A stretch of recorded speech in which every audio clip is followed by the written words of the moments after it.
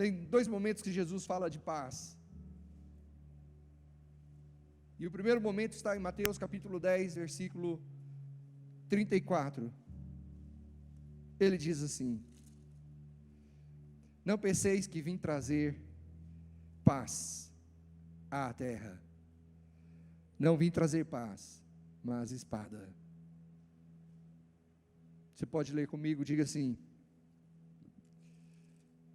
não penseis que vim trazer paz à terra. Não vim trazer paz, mas espada. É duro a gente ouvir isso, né? É claro que tem todo um contexto. Quando a gente ouve, vem imediatamente a nossa vida e a gente diz: uau, como é que Jesus está trazendo espada? Mas o contexto, tudo se explica o que ele está dizendo. E há um outro momento que ele fala de paz, que está em João capítulo 14, versículo 27. Abre lá comigo, João capítulo 14.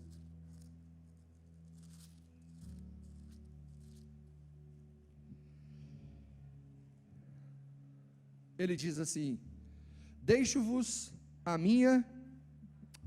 paz, a minha paz vos dou.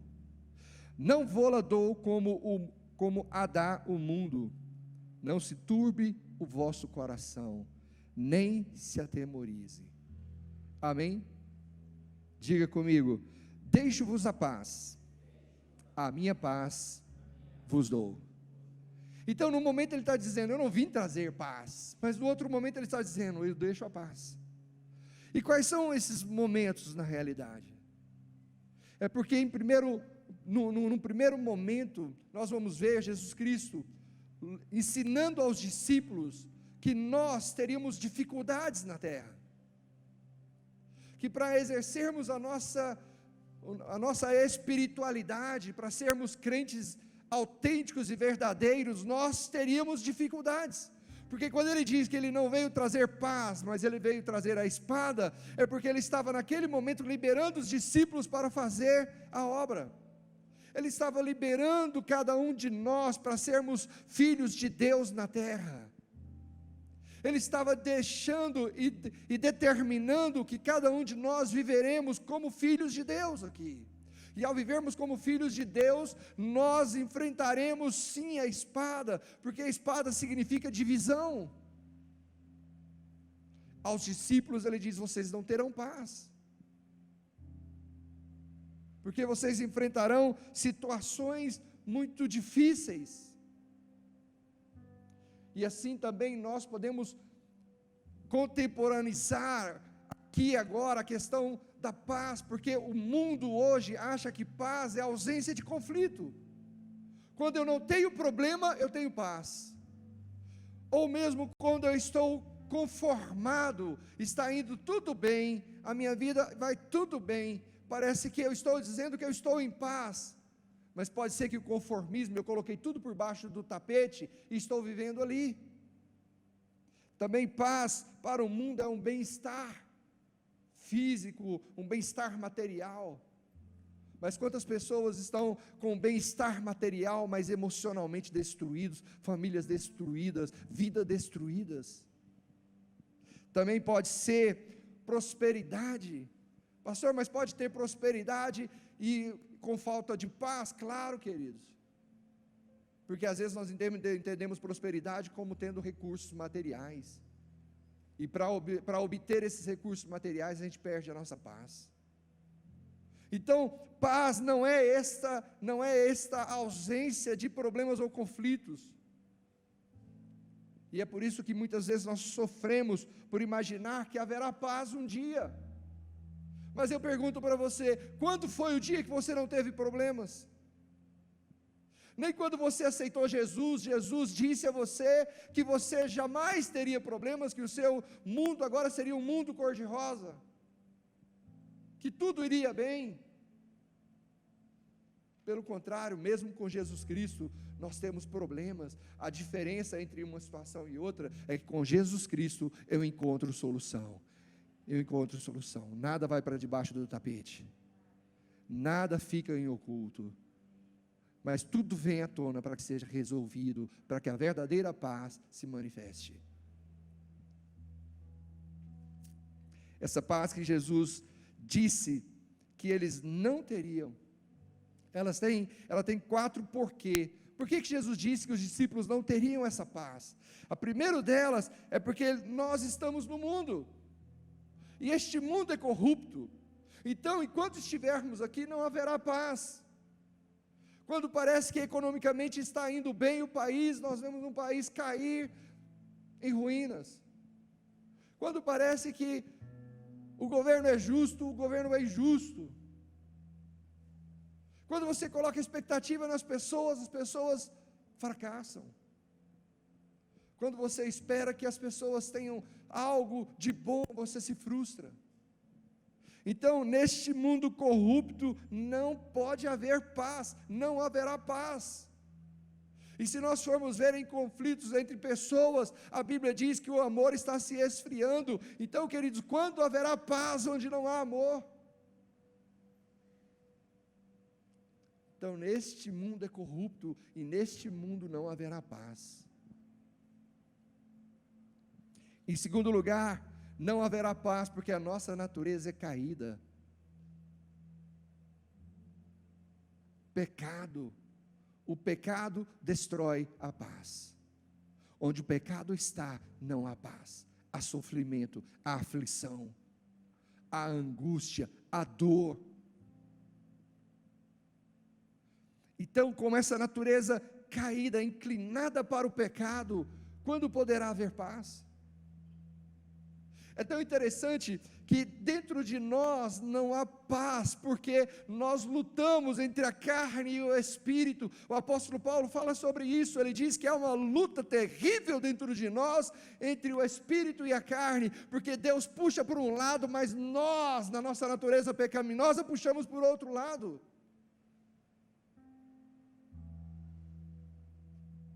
E aí não pode haver paz. O apóstolo Paulo diz, é melhor que você alimente o espírito do que alimentar a carne. Em terceiro lugar, o sistema que promete paz não entrega. O sistema religioso não entrega paz. O sistema religioso faz esfriar o nosso coração. E aí nós passamos a não perceber um Deus vivo e real, mas nós passamos a nos envolver com aquilo que é frio, com aquilo que não pode ter uma resposta. Tem nariz, mas não cheira, tem boca, mas não fala, tem ouvidos, mas não ouvem, tem pés, mas não andam, tem mãos, mas não se movimentam.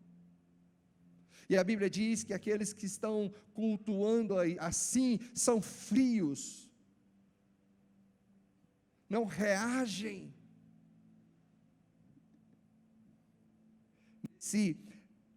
Nesse mundo não haverá paz, até porque nós estamos esperando a volta do Senhor Jesus Cristo, e Ele diz que quando Ele voltar, nós viveremos rumores de guerras, de guerras, nós estaremos vivendo esses momentos. Então, neste mundo não haverá paz. Quando Jesus envia os discípulos para fazer a obra, Ele diz, aliás, quando Ele está se despedindo dos discípulos, porque Ele vai morrer, Ele diz aos discípulos, não se turbe o vosso coração, neste mundo tereis aflições. Ele está dizendo, não tenham medo, porque neste mundo vocês terão aflições. Ele está dizendo, eu venci o mundo. Se você confiar em mim, se você crer em mim, você também vencerá. Então não precisa temer o mundo. Não tenha medo do mundo. Quando Jesus envia os discípulos a pregar o reino de Deus, Ele os prepara para isso. E a preparação para Ele, e a preparação que Ele faz, está em 3 aspectos que eu quero dividir com você. O primeiro aspecto está no versículo 12, do mesmo Evangelho de Mateus capítulo 10. Ele diz assim, ao entrardes na casa, saudai-a.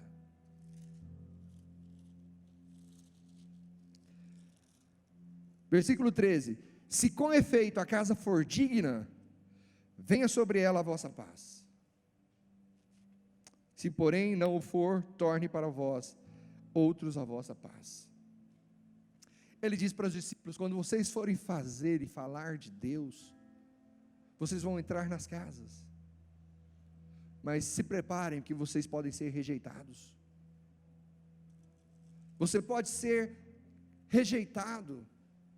A sua palavra, a palavra que você tem, pode não ser ouvida. Então ele está dizendo aos discípulos: se preparem, porque vocês estão levando algo muito precioso, que é a paz. E que paz é essa, querida? A paz que Cristo nos deu. Lá em João capítulo 14, versículo 27, vamos falar dela daqui a pouco, mas nós carregamos essa paz, porque nós estamos em Cristo Jesus, e em Cristo Jesus nós já sabemos que a nossa luta já é vencida. Nós já sabemos que Deus jamais nos lançará fora, que o amor que Ele tem por nós jamais nos lançará fora. Ele diz: não é espada, não é anjo, não é demônio, não é parte superior, parte inferior, não é a morte, não é a vida, nada nos separará do amor de Deus. Deus nos ama de uma forma que Ele não consegue nos arrancar, nem se quisesse. Então ele diz: esta é a força que você tem, é a paz que você tem para levar para alguém, é a paz que você tem para dizer às pessoas que estão lá fora: calma, calma, calma, Deus pode fazer. As pessoas que estão sofrendo, nós podemos dizer: calma, eu conheço um Deus que pode por você. Aquilo que Ele fez em mim, faz em você também. O amor que Ele tem por mim, ama você também. Então Ele diz: vocês entrem, se você for recebido, deixe a paz. Se não for recebido, leve a paz com você. Então Ele está dizendo que nós podemos ser rejeitados, mas isso não nos impacta, porque sabemos com quem estamos. Estamos com Ele, estamos com o nosso Senhor Jesus. Em segundo lugar, no versículo 22, ele diz que nós podemos ser odiados, visto que não sois vós os que falais, mas o Espírito do vosso Pai. Versículo 20, versículo 22, sereis odiados de todos por causa do meu nome, aquele porém que perseverar será salvo. Então ele diz que por causa do nome de Jesus, nós podemos ser odiados. As pessoas podem não gostar daquilo que nós falamos. E aí há um detalhe interessante que está acabando de vir ao meu coração. Nós temos medo disso. Nós temos medo de sermos odiados, por isso não falamos a palavra de Deus. Nós temos medo de ser rejeitados. Por isso não dizemos às pessoas que há um Deus maravilhoso. Nós não queremos correr o risco de sermos envergonhados por falar de Deus. Mas o apóstolo Paulo diz que nós precisamos falar, haja tempo ou fora de tempo. Porque a chance que essas pessoas têm é quando nós abrimos a boca. A chance que essas pessoas têm de serem curadas, de serem amadas, de serem recebidas, de serem fortalecidas, de serem tratadas, de serem cheias de Deus, querida, é quando nós abrimos a boca. É quando nós falamos daquilo que Deus fez em nós. Mas nós estamos nos preservando com medo de sermos envergonhados, da pessoa dizer que não quer. Nós nem falamos e já nem nos propomos. O Senhor diz que nós precisamos perseverar até o fim, dizendo, falando, se mostrando, se revelando, deixando de ser odiado, deixando de ser rejeitado, porque Ele diz que se nós perseverarmos assim, seremos salvos. Em terceiro lugar, no versículo 28, ele diz assim aos discípulos: não temais os que matam o corpo e não podem matar a alma, Temei antes aquele que pode fazer perecer no inferno tanto a alma como o corpo. Ele está dizendo: tema a Deus. O diabo, ele pode só matar o seu corpo, mas Deus pode matar o seu corpo e a sua alma. Então ele está dizendo que nós precisamos temer ao Senhor, não temer ao que podem fazer conosco, não temer àqueles que podem nos constranger, mas antes de sermos constrangidos por esses, ou mesmo rejeitados por esses, ou mesmo afastado por esses, odiado por esses, nós temos um que é maior do que todas as coisas. Nós temos um que pode salvar a nossa alma e o nosso corpo. Nós temos um que nos é o Senhor da glória. Nós temos um que é todo poderoso. Nós temos um que tem guardado as nossas vidas até o último dia. Nós temos um que é Senhor da vida, que é o Salvador. Às vezes nos esquecemos quem é Deus para nós. Eu não sei, querido, qual foi a última vez que você sentiu Deus no seu coração, que as lágrimas desceram ao seu rosto, que você pôde não falar nada, porque não precisava. Nós podemos estar vivendo num mundo natural, nós podemos estar vivendo num mundo totalmente natural, perdendo tudo que Deus tem para nós.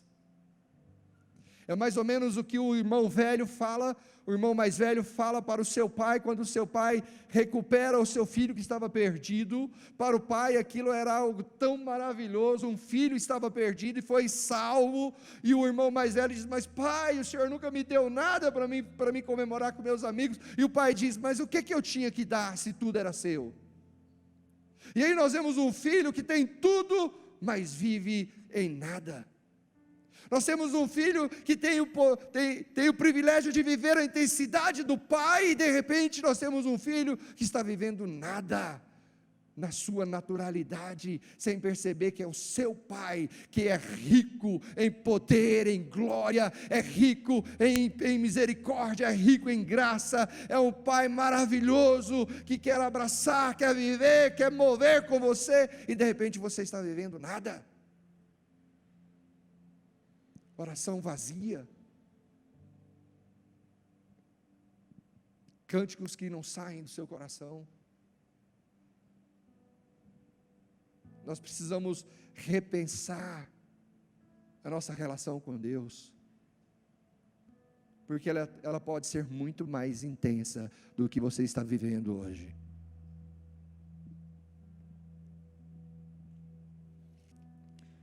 Em quarto lugar,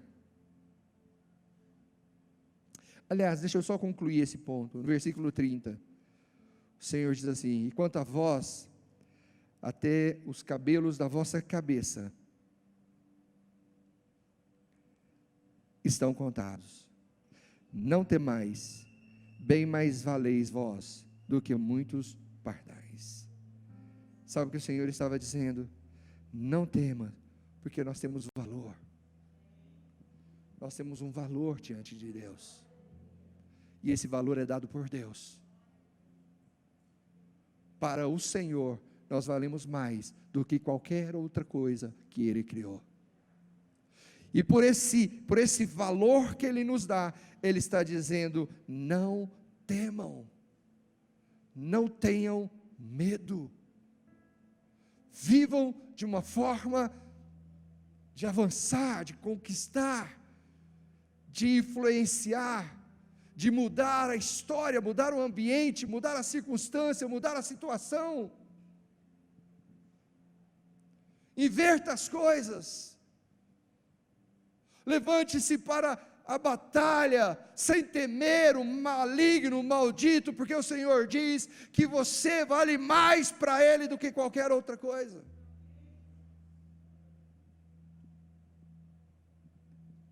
Em quarto lugar, Jesus diz que Ele mesmo provoca divisão. Por que não vai haver paz? Porque o próprio Senhor provoca divisão. E onde que ele provoca divisão? Aqui é que está o X da questão. Em primeiro lugar, queridos, ele provoca divisão em nós mesmos. Justamente quando ele, então, entra na nossa vida, e a partir de então, nós estamos nessa luta entre carne e espírito. Eu não sei, esses dias o pastor Eunice estava falando sobre comida aqui, mas o que você tem comido? Eu me lembro que eu também falei sobre isso, porque aquilo que você come é aquilo que você se alimenta, é aquilo que te dá substância, é aquilo que te dá força, é aquilo que te faz caminhar, é aquilo que te faz resistir, é aquilo que te faz lutar.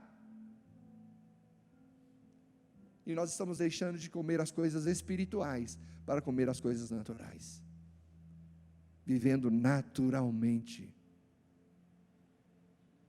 E isso nós temos perdido. Isso nós temos deixado de estar com o nosso Senhor. No versículo 36, o Senhor diz que Ele traz divisão agora com os da própria casa. Então, veja, não haverá paz entre você e os da sua casa, a partir do momento que você recebe a Cristo Jesus. Por quê, pastor? Porque todos nós, antes de estarmos em Cristo Jesus, nós estávamos ligados nas questões religiosas, nas questões que nos levavam a uma frieza espiritual, seja qual for a religião. E quando Jesus Cristo vem e diz, olha, eu trago divisão, por quê? Porque a partir do momento que um apenas entra para o serviço do Senhor, ou para o amor de Deus, ele já traz problema, porque ele já não aceita mais o que era. Ele já não aceita mais aquilo que era. Eu agora tenho algo novo. Eu agora tenho algo novo. Meus pais, quando entregaram a sua vida para Cristo, eles absorveram algo novo, não cabia mais o que era velho. Quando nós aceitamos a Cristo, não cabe mais o que é velho. Os valores agora são outros. A vontade de Deus é outra. Deus tem algo com você. Aprenda isso, Deus tem uma história contigo, Deus tem algo poderoso com a sua vida, não cabe mais agora as coisas que eram. Precisamos nos livrar daquilo que éramos, para absorver aquilo que agora nós somos. Não cabe mais, porque o Senhor divide a casa. Quantos filhos foram até amaldiçoados pelos seus pais, porque queriam seguir a Cristo, e os pais não? Quantas famílias tem que alguém se converte na família e ele passa a ser rejeitado e odiado porque traiu? Mas o Senhor está dizendo que é Ele quem traz essa divisão, é Ele quem diz, você está sendo liberto, para que você possa trazer liberdade, para que você possa influenciar, para que você possa falar, para que você possa estar no meio, para que você possa agir. O Senhor te trouxe e Ele mesmo traz a espada. E como então eu preciso enfrentar a tribulação? Porque Jesus disse aos seus discípulos, vocês enfrentarão tribulações, e é claro, querido, nós enfrentaremos lutas e dificuldades. Então ele diz no versículo 37, ele está dizendo aos discípulos, versículo 37, quem ama seu pai ou sua mãe mais do que a mim, não é digno de mim. Quem ama seu filho ou sua filha mais do que a mim, não é digno de mim. Então o Senhor está dizendo, quer vencer as tribulações, ame a Deus mais do que qualquer coisa. Ame a Deus acima de todas as coisas. Ame a Deus acima de todas as coisas. Ame a Deus acima de todas as coisas. Nós venceremos as tribulações quando Deus for maior em nós. Por quê, querido? Quando Deus for maior do que nós nós estamos prontos até mesmo para perder. Você está pronto para perder alguma coisa? Você sabia que no Evangelho de Jesus Cristo existe a doutrina da perda? Porque ele diz que é quando eu perco que eu encontro. Ele diz que é quando eu sou o último que eu sou o primeiro. Ele diz que é quando eu perdoo que eu sou perdoado. Ele diz que é quando eu amo que eu sou amado. Então eu estou sempre perdendo, eu estou sempre dando para poder receber. Então, querido, quando eu amo a Deus, eu posso até sofrer danos, mas o que Deus tem para mim é muito maior. O que Deus tem para mim, o que Deus tem revelado é algo tão grande, que é maior do que tudo que eu posso estar passando agora. Eu queria que você recebesse essa palavra em nome de Jesus. O que Deus tem para a sua vida é muito maior do que você está perdendo agora, do que aquilo que você acha que você está perdendo. Deus é muito maior na sua vida. Deus é muito maior na sua vida. Deus é muito maior na sua vida. Deus é muito maior na sua vida. Deus é muito maior na sua vida. Deus é maior na sua vida. Aleluia! Deus é maior na sua vida. Ah, Senhor, em nome de Jesus.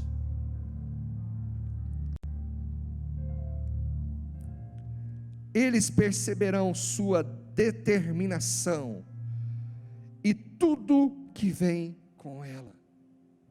O Senhor está dizendo que você enfrentará as tribulações com determinação. Eu posso até perder, mas eu sei em quem eu tenho crido. Eu posso até perder, mas eu sei quem é o meu Deus. Eu posso até estar perdendo uma batalha, mas eu já venci a guerra, porque o meu Senhor é o general das batalhas. Aleluias. No versículo 38 ele diz, versículo 38 de Mateus 10, ele diz assim: quem não toma a sua cruz e vem após mim, não é digno de mim. E aqui, queridos, é a doutrina da renúncia, porque a cruz é a renúncia, a cruz é abrir mão.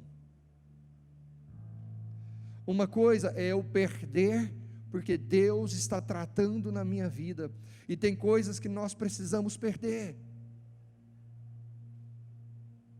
Quando Deus chama Abrão para estabelecer, para confirmar tudo que ele tinha prometido na vida de Abrão, ele chama Abrão para perder.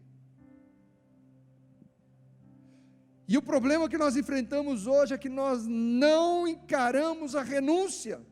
Nós queremos um Deus que vem com tudo que nós desejamos, mas não queremos um Deus que vem dizendo: abre mão, abre mão. Sabe o seu conforto? Abre mão dele. Sabe aquilo que você está lutando, que não tem nada a ver com a sua vida? Abre mão dele. O Senhor está dizendo que nós precisamos renunciar. Sabe aqueles prazeres que você tanto ama? Abre mão deles. Porque, queridos, não há como andarmos com Deus sem renúncia. A gente gosta tanto da casa da gente. Quem gosta da sua casa? É bênção, amém? É o melhor lugar que a gente tem para voltar, não é? Mas tem momentos que o Senhor vai dizer: hoje você não vai voltar para casa. Hoje você vai para a casa de Deus. Hoje você vai se ajoelhar e orar. O Senhor já falou assim para você? O Senhor já acordou 3 horas da manhã dizendo: vai orar? E aí muitos de nós dizem: Senhor, 3 horas da manhã, vamos deixar para 7 e a gente volta a dormir? Então, queridos, não há vida, não há como vencer, não há como receber a paz se não houver renúncia. Não há como vencer sem renúncia. E renunciar é assumir a vida de Deus. Renunciar é viver o que Deus vive, porque o que Deus vive é um processo de renúncia. Ele renunciou ao seu Filho e o entregou por nós.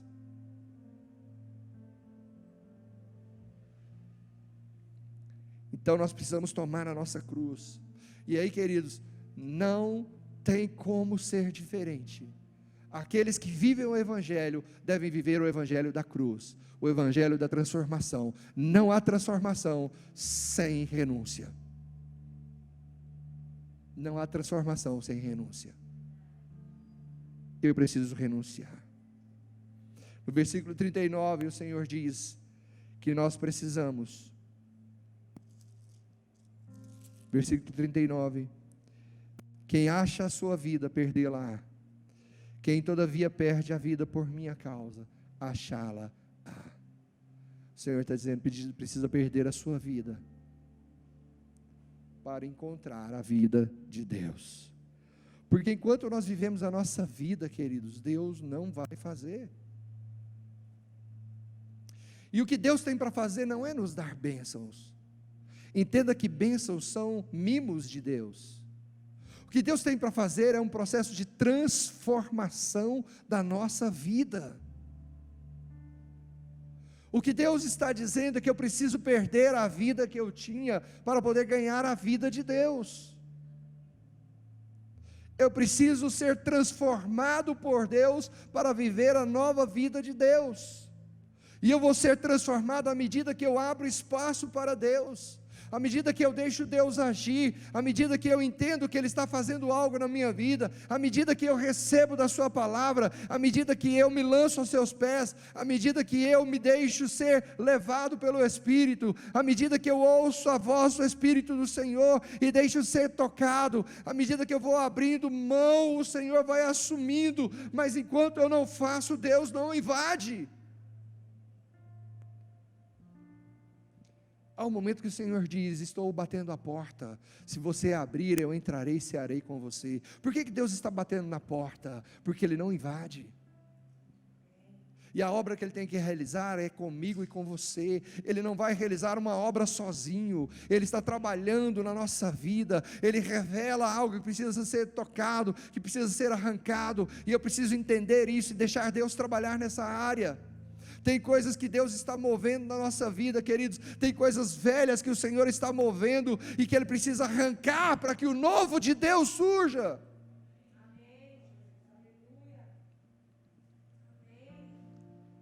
Não espere paz, a não ser a paz do Senhor, e a paz de Deus é aquela paz quando nós estamos no conflito, quando nós estamos na adversidade, quando nós estamos no deserto. A paz de Deus, queridos, é aquela em que eu digo, Senhor, eu não sei mais o que fazer, e Ele diz, mas eu sei. Se você confiar, eu sei o que fazer. E é essa paz que o Senhor quer entregar para nós. É tão interessante que Jesus morreu e o sistema não mudou, porque Deus não tinha compromisso com o sistema. E o que é o sistema? É o mundo. Deus não tem compromisso com o mundo. Deus amou o mundo, mas não se comprometeu com ele. E não espere você que a paz do mundo virá e tudo será maravilhoso. Não será. Mas Deus colocou uma porta aberta que nos transporta do reino das trevas para o reino do Filho do seu amor. Aí nós temos paz, porque é o reino do nosso Senhor. Deus diz, aquele que é amigo do mundo é inimigo de Deus.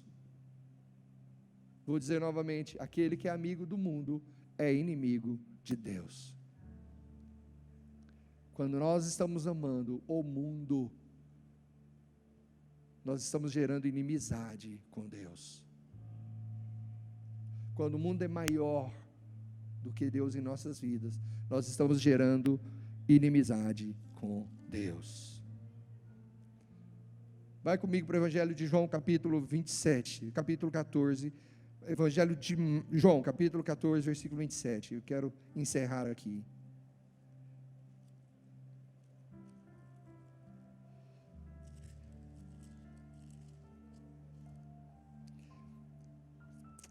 Deixo-vos a paz, a minha paz vos dou. Não vou-la dou como o mundo dá. Não se atemorize, não se turbe o vosso coração. Essa é a palavra que o Senhor tem para nossas vidas hoje. Não se atemorize, não se turbe o vosso coração. A paz do Senhor está em nós. A paz do Senhor está em nós. Amém? E algumas coisas o Senhor deixou. No versículo 28 ele diz: eu vou, mas volto. Amém? Que triste seria o Senhor dissesse: eu vou, mas não vou voltar. Nós ficaríamos órfãos, ninguém seria por nós. Mas ele diz: eu vou e eu volto para buscar vocês. E antes de eu voltar para buscar vocês, eu deixarei do meu espírito, eu deixarei outro como eu, para que ele garanta que eu vou voltar. Ele é o penhor da vitória. Então o Senhor voltará, amém? Ele virá nos buscar, nós estamos na sua espera, Senhor, em nome de Jesus. E no versículo 30 ele diz: o príncipe deste mundo nada tem em mim. Sabe, queridos, o Senhor está dizendo que o príncipe deste mundo, para nós que estamos em Cristo Jesus, não tem nada em nós. Ele não tem nada conosco. Nem um fio do seu cabelo cai, se Deus não permitir.